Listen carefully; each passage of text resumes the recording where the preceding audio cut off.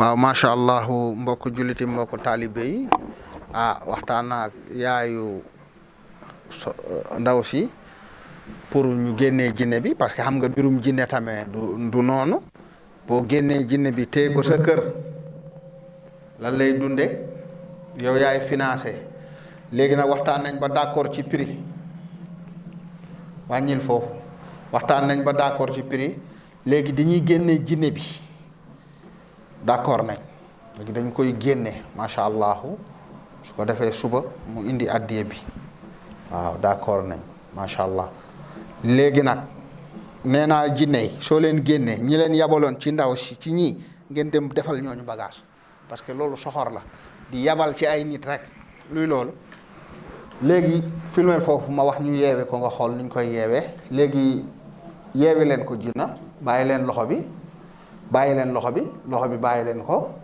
bàyyi leen yaram bi ngeen yeewe woon yëpp bàyyi leen ko bàyyi leen yaram bi gis nga ni ma yeewee kii du gis nga ko bàyyi leen digg bi bàyyi leen digg bi bàyyi leen ko na jóg toog yëkkati leen ko mu jóg toog yëkkati leen ko na jóg na jóg toog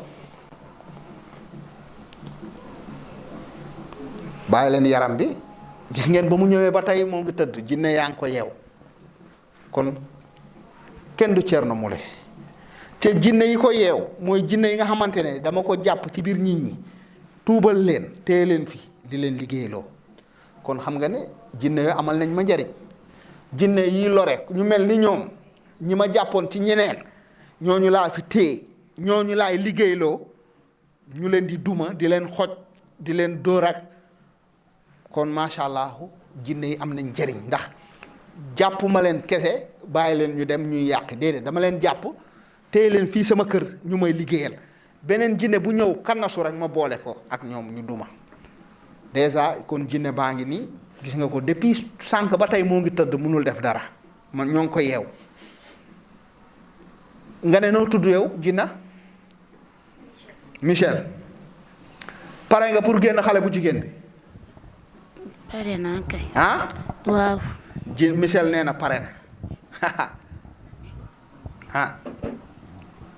dañ ne boo gisee lu ñuul bu ndobin reyee sa maam soo gisee lu ñuul nooy def fi ma jaar ak moom la waaye nangu na. dëmm bi nag noo koy def. dëmm bi noo koy def. dëmm bi day génn forcé ñëpp dañuy génn. ki ma yónni woon nag. ki la yónni woon. kooku man aw maa ngi moom affaire yéen ñi yónni woon kay yenay dem duma ko man kooku lijjantiwuma ko. dinaa ko wax loo bëccëgu ndar kaam. nga ne. dinaa ko wax loo bëccëgu. waaw loolu sama yoon nekku ci parce que boo bonee sa bon après loo amaat loolu sa affaire la. danga may tuubal après. mu tuubal la mbokk yi waxtaan na ak yaayam d'accord nañ ci prix d'accord na def addiye bi pour ñu génnee jinne bi ci doomam ak dëmm yi mu mun a am jàmm parce que xale bu jigéen bi université la nekk. ban université. Cheikh Anta Diop. université Cheikh Anta Diop bu nekk Dakar fii dañ may suivre bu baax étudiants yi xam nañ Thierno Moule de dañuy suivre ndax nag université bi dafa bëri ay jinne yi nekk ci biir université bi. ndeysaan parfois dama fay romb nag gis xale yi góor ak xale jigéen ñu nekk ci garab yi ndeysaan di jàng ma ne ndeysaan xoolal ñii rek dañuy jàng macha allah bëgg jàng mais parfois day am ay walaakaane yi leen dugg ay jinne yàqal leen ndeysaan. macha allah kon nag ñu tuubal la waxal ashhadu an laa ilaha illa allah ashhadu an laa ilaha illa allah ashhadu an laa ilaha illa allah wa ashhadu anna muhammadan rasulullah wa ashhadu anna muhammadan rasulullah abduhu wa rasuluhu abduhu wa rasuluhu abduhu wa rasuluhu abduhu wa rasuluhu bés ni ki tey tuub naa dugg naa ci diine lislaam alhamdulillahi rabbil alamin mbokk yi jinne bi tuub na dugg na ci lislaam gis ngeen ko depuis mu ñëwee ñoo ngi ko njatt benn ko sonal ko vraiment yàqal na xale bu jigéen bi avenir am yàqal na ko lu bari sax waaye ndeysaan tuub na léegi jullit la vraiment taalibe la aussi ci kër gi yàqal na xale bu jigéen bi lu bari sax sonal na ko waaye nag macha allah tey la jeex tàkk macha allah léegi nag tuub na macha allah bu ko defee dama koy daal di jox tur sànq nag jinne bee tuddee naa ko inna anzalnaahu léegi kii aussi ñu jël saar bi rek inna anzalnaahu fii laylatul xadri laylatul xadri fii laylatul xadri waaw inna anzalnaahu fii laylatul xadri fii laylatul xadri kon nag jinne bi dama koy jox laylatul xadri mbokk yi kon nag macha allah saar bi laay tuddee jinne ba mu jeex kon nag laylatul xadri fii laylatul xadri kon nag fii laylatul xadri bés ni ki tey fii laylatul xadri noonu nga tudd d'accord noo tudd fii laylatul xadri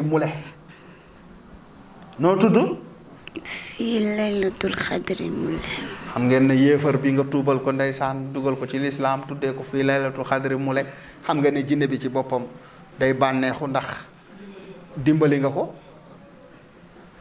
xam nga ne kii bu naroon lakk sax du lakk day dem aljanna xam nga ne damay dimbali nit ñi waaye jinne yi laay dimbali nit ñi dama leen di jàppale mais jinne yi ñooy gën a bénéficier ci man parce que da ngay def sa njaaxum def sa tojaange Thierno Moule bu la jàppee rek ndeysaan tuubal la dugal la lislaam nga daal di dugg aljanna xam ngeen ne nit ñi dañuy bànneexu ci Thierno Moule waaye jinne yi ñoo ëpp lu ñuy bànneexu kii xam nga ne bu dee woon safara la jëm fii laylatul xadri kon nag macha allah xam nga ne yàlla rek mooy yàlla macha allah xam ngeen ne jinne yii nit ñi dañu may sant de waaye ñoom it dañu may sant bu baax kon nag fii laylatul xadri bés ni ki tey tuub nga d'accord bés ni ki tey sama taalibe nga jàkkaarloog xool ma xam nga boobu ba tey xooluma léegi nag mu jàkkaarloog man parce que léegi tuubal naa ko bés ni ki tey sama taalibe la kon nag tournel jàkkaarloog Thierno Moule Sow gis ngeen ndeysaan ab yéefar bi bu deñee mu nekk jullit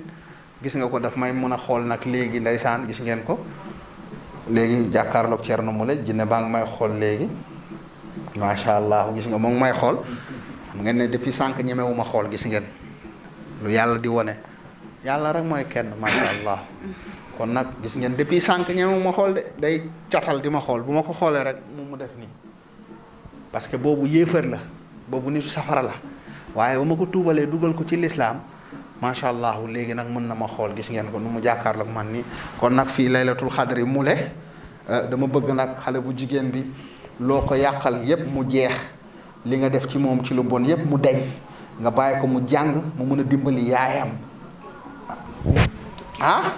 bu ko neexee sax mën na tukki. bu ko neexee mën na tukki. waaye kële baalu ma ko de. kan.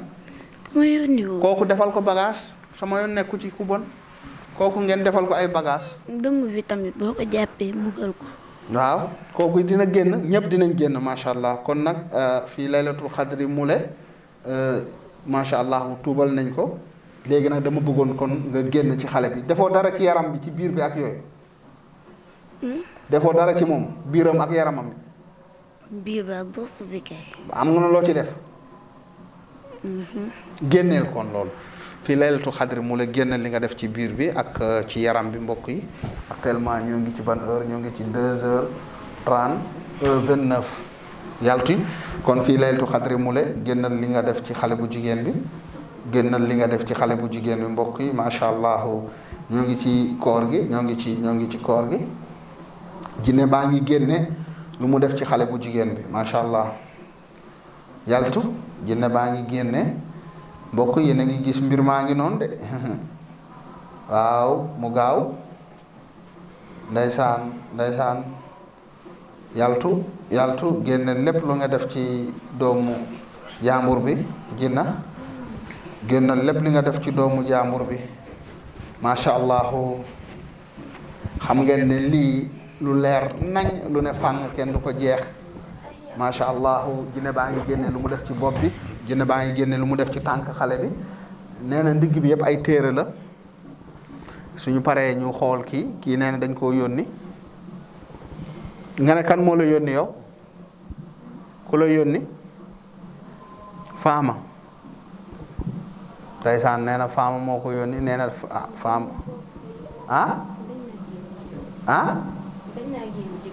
bañ nga génn ci bopp bi li nga def ci bopp bi laax nga génne ko ba pare yow nga daal di génn li nga def ci bopp bi nga génnee ko après nga daal di génn li génne nga li nga def ci biir bi waaw dafa mel ni génn na léegi li nga def ci bopp bi génnee ko soo paree nga daal di génn doomu jaambur bi lan moo ci nekk lan nga def ci bopp bi lan nga def ci bopp bi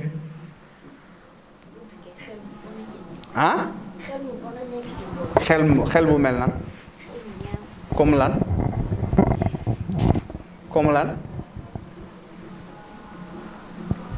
xel mu ñaaw mooy lan du xalaat lu baax di jëf yu bon rek lay xalaat. du xalaat lu baax jëf yu bon rek lay xalaat. yow yaa koy def lool. waaw léegi nag kon génneel lu bon li nekk ci xelam li nga koy xalaat loolu lu bon na génn rapidement après nga daal di génn ci doomu jàmbur bi amuñu temps mbokk yi gis ngeen jinne bi nee na dafa roof ci bopp xale bu jigéen bi ay xalaat yi ñaaw di ko jéem a jëf loolu ñaaw jinne bi xam nga wala kaana la ndeysaan dañ koo yónni nag waaye nag moom defe naa ne tey moom teeral na egg na dindil ko foo téere yooyu ci bopp bi nee na mu tekki li nekk ci bopp bi am na yu ñu ko defal ci bopp bi am na yu ñu ko defal ci bopp bi xoolal yii yëpp ay yii kay dafa ji nga koy sànni amul njëriñ yu koy amul benn njëriñ jinne bi tudd na ko sànq nee na loolu amul benn njëriñ day diisal bopp bi rek aywa macha allahu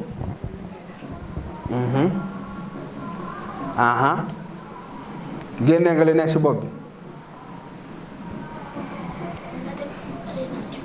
pare nga ci moom waa jinne bi nee na génne na kon nag léegi génnal ci yaram bi mbokk yi ñoo ngi génne jinne bi fii laylatul xadri mule macha allah jinne baa ngi génn fii laylatul xadri mule mbokk yi jinne baa ngi génn noonu jinne baa ngi abale fii laylatul xadri mule jinne baa ngi génn moo ngi génn gis nga ko noonu fii laylatul xadri mule mbokk yi gis ngeen liggéey bi moo ngi noonu dafa metti dafay jël temps defe naa ne léegi ñu am 3 heures de temps ak ñoom n'est-ce pas fii laylatul xadri mule macha allah ndeysaan ñu tuddee ko saar bu mag boobu noonu inna anzalnaahu fii laylatul xadri mule jinne baa ngi génn gis nga ko jinne baa ngi noonu di génn ci xale bu jigéen bi fas yéene nekk ci kër gi fii génn bàyyi doomu jàmbur bi macha allah jinne baa ngi noonu di génn depuis sànq moom la ñu téye woon fii sonal ko nee na alhamdulilahi rabbil alamin loolu la jinne bi wax sant na yàlla sant na suñu borom yàltu jinne baa ngi wax alhamdulilahi rabbil alamin moo ngi sant yàlla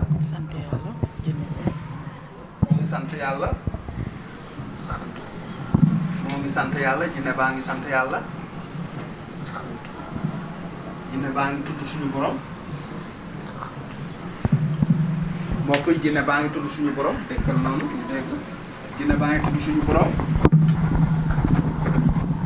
jinne baa ngi tudd suñu borom alhamdulilah rabbil alamin jinne baa ngi tudd suñu borom mooy sant yàlla jinne baa ngi sant yàlla ndeysaan mu ne alhamdulilahi rabbil alamin déjà goreel nañ ko macha allah léegi goreel nañ ko ci safara nekk na day dugg aljana goreel nañ ko ci safara parce que tey bu tuubul woon bu dee woon day dem safara parce que dañ ko yónni muy def lu bon jinne baa ngi moo ngi mel ni luy tuur xéewal moo ngi wax alhamdulilah rabbil alamin ba tey moo ngi tudd yàlla moo ngi saabaabal di tudd yàlla gis ngeen ndeysaan lii lu yéeme la lu doy waar la boo ko dundul mënoo ko comprendre soo koy seetaan da nga yaakaar ne film la fekk du film de lii réalité la maanaam lu doy waar la lu yéeme la macha allah lu garaaw la nee na alhamdulilah rabbil alamin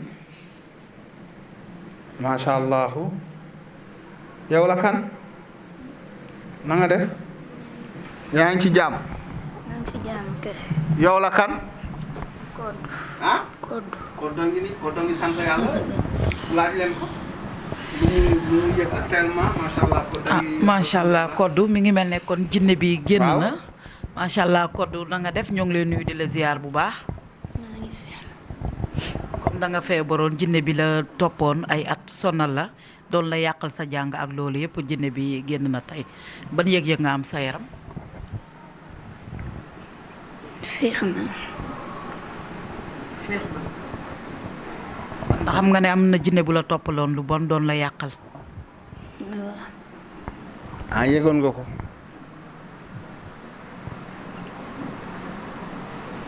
yëgoo ko woon. mais sa wàllu njàng yow dégg naa ko ne xel nga mais boo demee école classe ay bind yu dof rek ngay bind lu waral loolu. su ma toogaan di def devoir. waaw. mën naa fanaanoo jàng leçon bi. mokkal ko yu bëri ko. waaw. mais su ma toogee classe. waaw su ma xasee ba jël sama bic pour bind. waaw. sama fit bi mooy rëf-rëf yi du ma xam lu may bind.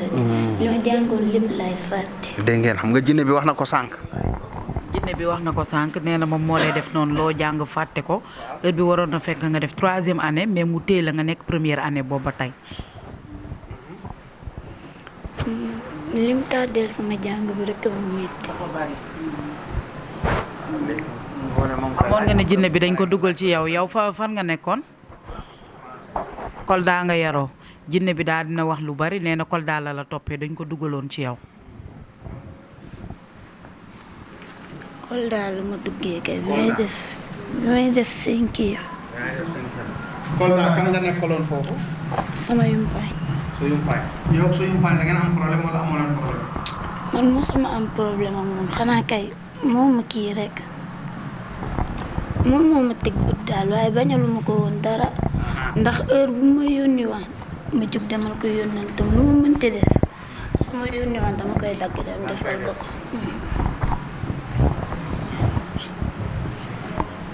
Je suis en 3e année à l'université.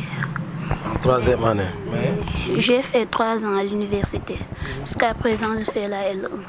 Jusqu'à présent, tu fais la L1. Pourquoi? Bon, par problème de santé. Problème de santé. Oui. Tu n'arrivais pas à valider tes examens. En ma première année, j'ai pas validé les 2 examens. Du coup, j'ai redoublé de classe. À ma 2e année, ça a recommencé et j'étais obligée de suspendre l'année. De suspendre l'année. Oui. Okay. Actuellement, là, tu es en train d'apprendre quand même pour cette année. Oui, pour cette année, j'ai recommencé la L1 pour une 3e fois. Tu es dans quelle faculté ou bien dans quel département? Je suis à Lebat. Tu es à Lebat. Tu es passé par concours, n'est-ce pas? Oui. Ok, c'est bien. Tu es âgé de quelle année? Bon, j'ai 28 ans. C'est bon. Où est-ce que tu as fait ton cursus scolaire? Je l'ai fait à Kolda. À Kolda. Depuis quelle année? 2010-2009. 2010-2009. Tu étais chez qui là-bas? Chez mon oncle. Chez ton oncle? Oui, chez le frère à ma mère. Okay. Comment sa femme se comportait avec toi, la femme de ton oncle? Elle était si dure avec moi. Mais parfois je la comprenais parce que bon, je me disais que elle n'est pas ma mère. Peut-être aussi, elle voulait juste me redresser. Bon, je la comprenais d'une part, mais d'autre part, je ne peux pas comprendre son comportement. C'était parfois, elle était incompréhensive. Je n'arrivais même pas à la comprendre. Est-ce qu'elle te maltraitait de temps en temps? Elle te maltraitait ou quoi? Elle me faisait des violences verbales. Parfois, elle me disait des choses que je ne peux pas supporter. Okay.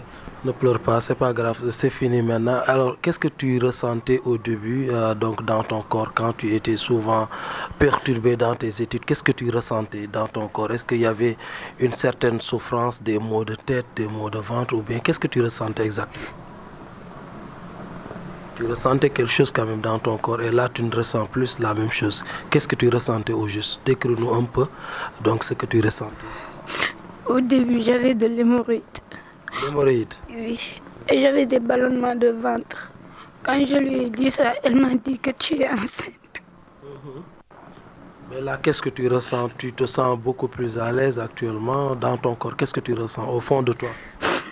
Je vais bien, alhamdoulilah. Et tu remercies certainement le Khalif général des djinns. Alors, tu es là avec ta maman. Qu'est-ce que tu dis à ta maman qui n'a ménagé aucun effort pour ta réussite, qui a tout fait pour t'amener ici et pour t'aider et essayer donc de refaire ta santé? Qu'est-ce que tu lui dis? J'ai la honte de la regarder droit dans les yeux. Tu as? La honte de la regarder droit dans les yeux. Non, il ne faut pas avoir honte, c'est pas ça, c'est pas de ton propre gré. Donc vous voyez, chers internautes, chers téléspectateurs, donc c'est l'émotion. Donc Kodou, donc cette étudiante est vraiment émue, donc elle est accompagnée par sa maman.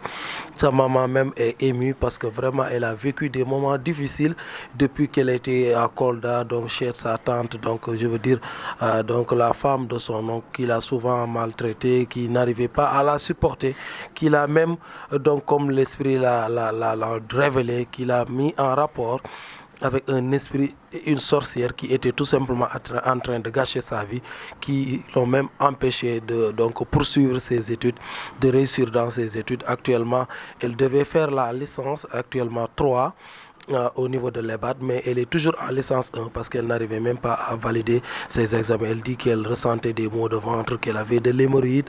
Donc quand elle disait ça à sa tante, elle lui disait qu'elle était enceinte alors que tel n'était pas le cas. Mais là, elle se dit vraiment trop plus à l'aise, donc trop soulagée. Elle est à l'aise et elle remercie. Donc le Khalif général des djinns, elle n'arrive pas du tout aussi à regarder sa maman. Elle a un peu honte de ça. Donc c'est l'émotion. Donc c'est ça. C'est ce qui se passe donc tout simplement sur la TMS TV, la télévision qui montre ce qui est caché avec le Khalif général des djinns, le roi de la médecine traditionnelle qui ne cesse de démontrer sa puissance et son pouvoir vraiment devant les djinns, devant les esprits et devant les sorciers. Donc on va tout simplement lui remettre la parole et lui laisser peut-être le temps de parler un peu, peut-être donc un peu demander à la maman de Kodou, de l'étudiante, avant de revenir voir le Khalif général des djinns, le roi de la médecine traditionnelle. Donc on va demander à la maman de Kodou ses impressions par rapport à ce qu'elle a vécu ici avec le Khalif général des djinns. Mère ñu ngi lay ziar de la jox sa wàccuwaay di la laaj li nga xam ne dund nga ko fi tey naka nga ko gisee ak lan nga ñu ci wax. fu mu ne aw ma lu may def lu dul sant yàlla bi ma booleeg kii yenn yi sama doom ji ko ñaanal gudd fan gu ànd ak wér bàyyi ko si place bi si kanam bi mu gudd fan bi ñu koy wér ak a wér yi si bak si naam comme sallallahu alayhi wa sallam. Est-ce que mën nga ñu fàttali li nga def ba xam Thierno Moulé Sow dañ la fi yabal wala da nga ko xam ci vidéo yi. kii ba suñ benn waa marché moo fekk sama feebar doom ji fu ne laa ko doon jéemaane fu ne laa ko doon jàmbat et kooku moo ma ne gis na benn sëriñ si Facebook ñu di ko wax Modou Moulé xam nga Thierno Moulé Sow boobu léegi danga may wër seen numéro yooyu WhatsApp bi wala kii mënuma fee bi am ko ba démb la ma ko yàlla doog a wonale bi ma ko jotee rek si saa si laa ko woo mu expliqué ma ne ma nangam boo jaaree nii jaar nii di nga yegg si mais booy ñëw ngay indaale sa carte d'identité. yàgg nga dem ci ay sëriñ am na li nga fa doon dund ak sa doom bi nga ñëwee fii donc lan ngay wax ci Khalif général des djinns. li may wax di ko sant rek ko sant daal li mu mën si benn guddi ay nit def na ko ay yoon te amul résultat ma demee ba yaakaar mu nekk zéro ma demee ba yaakaar ne wér na rek jékki-jékki rek moo kii ba dem ba si guddi moo ci mujjee noodu kii nañ ndogu na ba pare rek mu daw dugg si néeg bi tëdd dem ci guddi néeg bi heure naafila jotee ma di ko naan pour bu jóg julli gee naafila mu tëdd fi mu tëdd ba si yàgg yàlla def mu jóg julli gee daal di profité delluwaat tëdd ci laa xam ne san waa pare bi ñuy ñëw fii tamit comme yàlla def na ma jot numéro waa ji woo ko wax ma ko ne ko bërëb sangam lañ jëm dama ko ne rak nañu àndoon. alors donc mbokki internautes yi mbokki téléspectateurs yi safoo di seetaan TMS TV yéen a ngi ko déggandoo gis ngeen na donc mu nekk mbir mu doy waar ndax alors ñu mën la laaj lan moo tax peut-être ngay tuur xéewal donc sa rangoñ di génn lan moo ko waral ndax kontaante la wala. xol bu jeex ak sant yàlla. nee na xol bu jeex ak sant yàlla. toog ba génn si coono bi. yaakaar woon ne doom ji koddu dina toog ba génn ci coono bi donc mu nekk ab mbégte boo xam ne sentir nga ko xam naa ne aussi li ko donc umpaañam def loolu tamit xaw na la jaaxal. xaw na ma jaaxal waaye xaw ma jaaxal ndax xam naa ko. xam nga ban façon nit la. waaw xam naa ko waaye damaa jël lépp bàyyi ko si loxo yàlla mi atte yàlla na yàlla atte waaw ak nu mu gën a leeree. alors donc mu ngi noonu mbokk internet yi mbokk téléspectateurs yi mu nekk lu doy waar loo xam ne vivre ngeen ko fii ci TMS TV télévision bi nga xam ne mooy feeñal lépp lu nëbbu làmbuk njëriñ ñu nekk nag toujours avec le khalife général des djinns le roi de la médecine traditionnelle actuellement mu nekk 2 heures passées de 38 minutes ñu ngi nag toujours ci weeru koor bi continuer ci liggéey bi ak le roi de la médecine traditionnelle donc sëñ bi dañ lay ziar di lay jox sa wàcc waaye di la delloo kàddu gi donc par rapport ak li nga xam ne dund nañ ko fi. macha allah jërëjëf Ngone jërëjëf Kara macha allah jërëjëf Alseni jaa ngeen jëf waaw gis ngeen ñoo ngi ci waar bi ba tey macha allah jërëjëf TMS TV jërëjëf Diop Moule jërëjëf Yatma Moule macha allah mbokk yi kon gis ngeen ndeysaan xale bu jigéen bi macha allah tuur na fi xéewal gis ngeen yaayam aussi tuur na fi xéewal vraiment amoon nañ jaaxle waaye gis nga rek ndeysaan macha allah Thierno Moule gis nga rek. fii moom mooy kër daarullahi soo fi ñëwee am jaaxle ci kattanu yàlla incha allah ñu daal di waxtaan ak jinne bi bu ñu waxtaan ak moom bu nanguwee ñu waxtaan ak moom su nanguwul nag ñu xeex ak moom duma ko wan ne ko ñoo ko mën ba daal di koy tuubal gis ngeen kii soxna si ba may ñëw ci suba ci suuf daf ma gis rek mu daanu ñemewu ma xool macha allah moom ak kii yëpp.